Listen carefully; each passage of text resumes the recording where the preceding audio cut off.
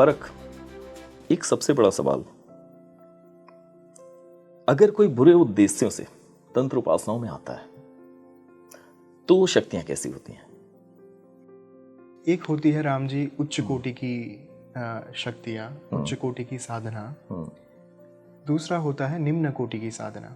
निम्न कोटि प्रकार ही उसका निर्धारित है। हाँ बिल्कुल। और जहाँ पे हम देखिए, हमारे धर्म की सुंदरता ये है कि चाहे आप कर्णपिशाचिनी की बात करें, सभा मोहिनी की बात करें, जो ऐसी सिद्धियां हैं उनको भी माँ का ही स्वरूप माना गया है, लेकिन निम्न कोटि स्वरूप। लेकिन बाहर के जो अलग अलग धर्म है वहाँ पे तो उनको ईविल ही मान लिया गया है, डेविल ही मान लिया गया है। यस, मैंने ऐसे किस्से, शैतानी ताकत। बिल्कुल, जबकि हमारे यहाँ पे शैतान नाम का कोई कॉन्सेप्ट है ही नहीं। कॉन्सेप्ट नहीं, करेक्ट।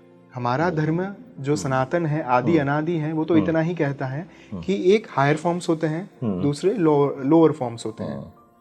इन दोनों फॉर्म के बीच में आपको चयन करना है कि आप क्या चाहते हैं। आपने जो प्रश्न पूछा कि दूसरी जो कोटि है, निम्न कोटि की साधना, बहुत लोग करते हैं, लेकिन कई बार उद्देश्य की शुद्धता वहाँ भी होती है। जैसे कि मैंने काफ़ी ऐसे साधक देखे हुए हैं। मैं आपको यहाँ रोकूंगा जस्ट इन केस।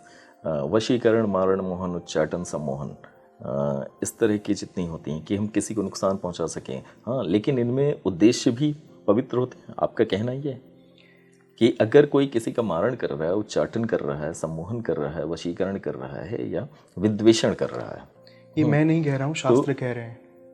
हाँ, शास्त्र ये कह रहे हैं, हमारे जो मूल तंत्र शास्त्र हैं उसमें अभिचार क्रिया, जो आपने नाम लिया, अभिचार क्रिया 6 प्रकार की क्रिया होती है।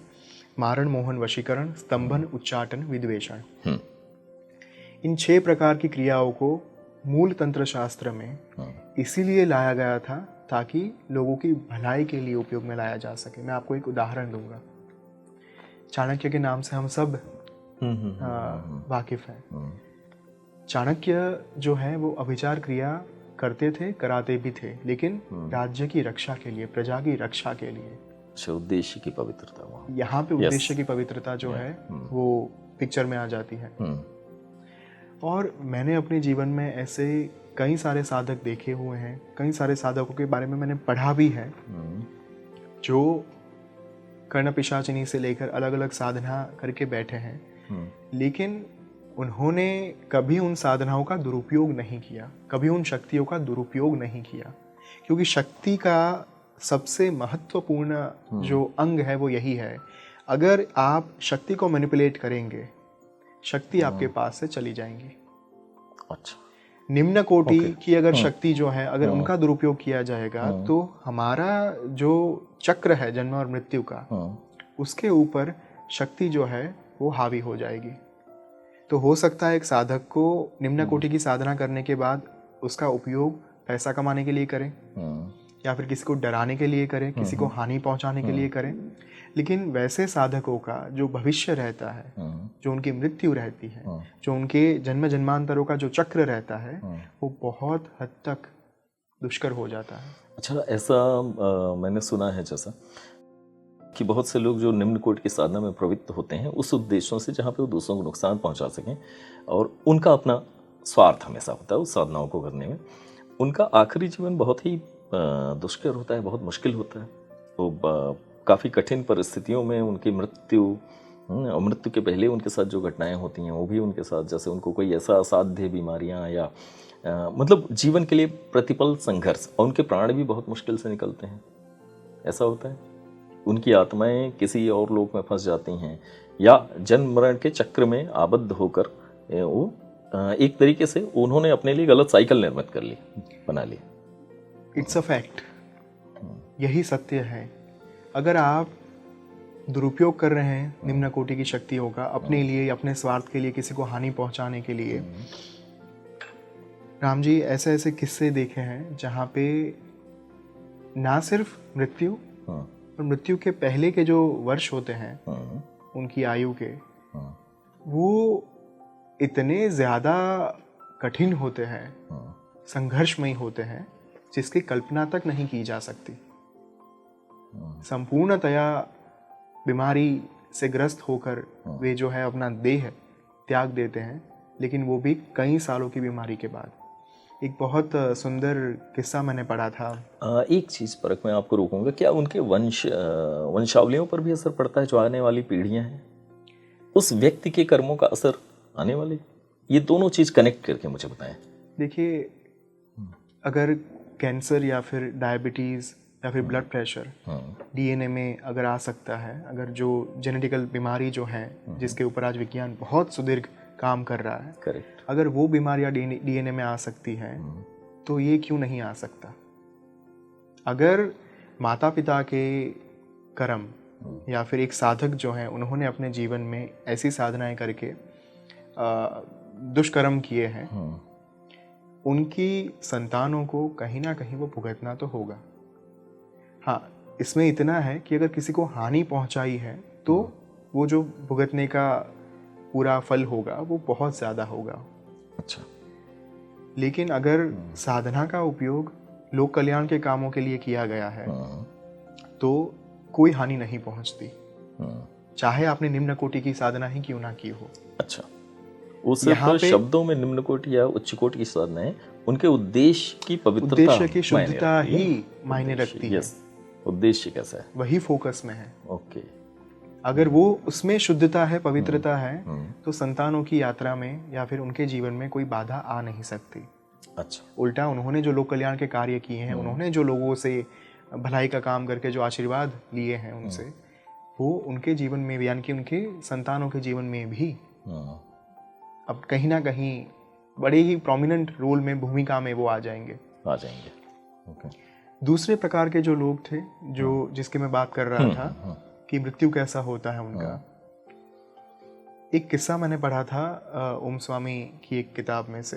अच्छा, जहाँ पे उन्होंने जब हिमालय से 2011 में वे साधना करके आए, एक गांव में वे थे और उस गांव में एक बड़ा ही प्रसिद्ध तांत्रिक रहता था और हर गुरुवार शनिवार को आई थिंक उनके वहाँ पे सभा बैठती थी और कई सारे लोग आते थे, सैकड़ों लोग आते थे अपने अपनी समस्याओं को लेकर। ओम स्वामी वहाँ पे गए उनसे मुलाकात लेने के लिए।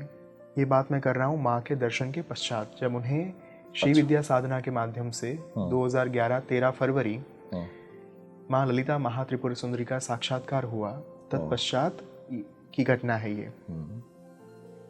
तांत्रिक से मुलाकात उन्होंने ली और जैसे ही तांत्रिक की कुटिया में वे अंदर गए, तांत्रिक ने उनके सामने देखा और साधक जो हैं वो आंखों में ही पहचान लेते हैं कि किस कोटि की साधना सामने वाले साधक ने की है, किस अवस्था तक सामने वाला साधक जो है वो पहुंच चुका है।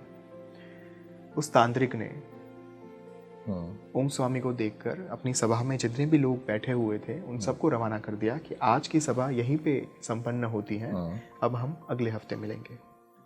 सब लोग जब वहां से चले गए, तत्पश्चात ओम स्वामी ने डायरेक्टली उनसे यही कहा कि आपने अपनी साधना का दुरुपयोग जो किया है, इस दुरुपयोग की वजह से आपकी मृत्यु बहुत दुष्कर लिखी जा चुकी है। अभी भी समय है, थम जाइए, रुक जाइए। और इतना कहते ही तांत्रिक को तो समझ में आ गया कि उनके कहने का तात्पर्य क्या था।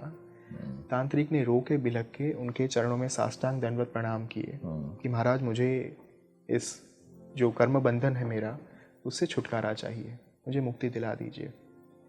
तब जाकर ओम स्वामी ने उनके कर्म जो है उनके ललाट पर हाथ रख के उनके कर्म ले लिए। उन्हें कहा गया कि अब आप अपनी सिद्धियों का उपयोग मिथ्या वचन यानी कि झूठ बोलने में नहीं करिएगा, किसी को गुमराह मत करिएगा। इतना कहकर वो बाहर निकल आए। उनके साथ जो साथी आए थे ओम स्वामी के साथ, उन्होंने पूछा कि महाराज ये क्या था, हमें तो कुछ समझ में नहीं आया कि आपने क्या किया, उन्होंने क्या बोला आपको। तब ओम स्वामी ने रहस्य का उद्घाटन किया कि जो साधक थे, जो तांत्रिक थे, उन्होंने कर्ण पिशाचिनी, एक सिद्धि होती है, एक शक्ति होती है, माँ का निम्न स्वरूप, उनको सिद्ध किया था। अब जब आप ऐसी कोई शक्तियों को सिद्ध करते हैं, वहाँ पे जो भी व्यक्ति आपसे मिलने के लिए आता है, उनका भूतकाल और वर्तमान काल कर्णपिशाचिनी कान में आकर कह देती है तांत्रिक को, साधक को। ओके।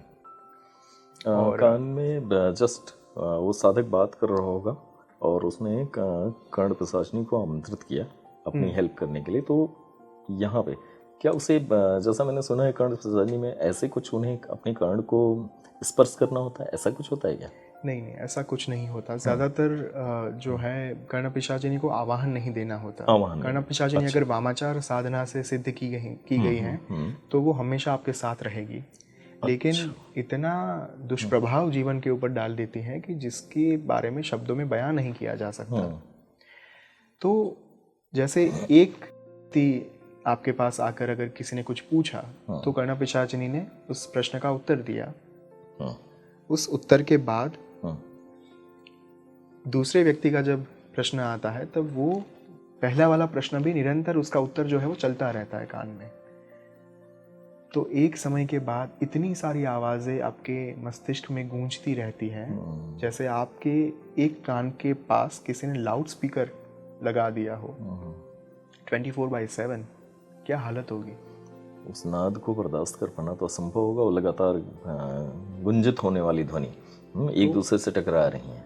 ओम स्वामी ने कहा कि उन्होंने जो कर्णपिशाचिनी जो सिद्धि जो है जो सिद्ध की है निम्न कोटि की साधना के माध्यम से, उसकी वजह से वो जो तांत्रिक है वो कहीं ना कहीं भूतकाल और वर्तमान काल तो एक इंसान का बता सकता है। अच्छा। लेकिन जब निवारण देने की बात आती है, समस्या के उपाय देने की बात आती है, क्योंकि लोग जो आते हैं वो तो समस्या के उपाय लेने के लिए ही आते हैं। होगा कि अगर सिर्फ समस्या नहीं जाननी बल्कि होगा क्या, परिवर्तित कैसे होगा, भविष्य क्या है, तो समस्या के निवारण के लिए जो बताना होता है वहाँ पे भविष्य काल के बारे में, उपाय के बारे में वो सिद्धि जो है वो कुछ नहीं कह पाती।